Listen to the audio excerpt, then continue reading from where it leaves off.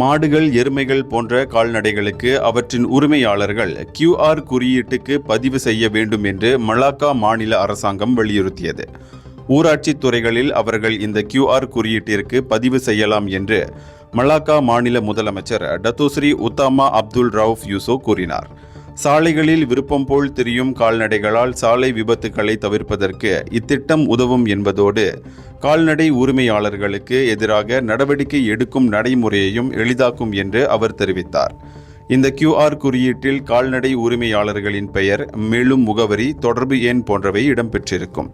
இதன் வழி கால்நடைகளின் உரிமையாளர்களை எளிதில் கண்டறிய முடியும் என்று அவர் சொன்னார். இங்கு மலேசிய தொடர்பு மலாக்கா டிஜிட்டல் கிராம முன்முயற்சி திட்ட ஒப்பந்த ஆவணங்கள் பரிமாற்ற நிகழ்ச்சியில் கலந்து கொண்ட பிறகு செய்தியாளர்களிடம் பேசிய அவர் இத்தகவலை கூறினார்.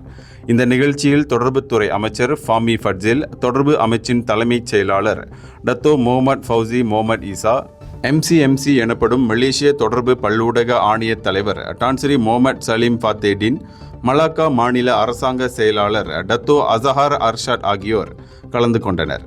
இந்த நடைமுறையை 3 மாதங்களுக்குள் பதிவு செய்ய தவறுபவர்களின் கால்நடைகள் பிடிபட்டால் அவை ஏலம் விடப்படும் என்று முதலமைச்சர் தெரிவித்தார். இந்தியர்களின் இதய குரல் மக்களோசை.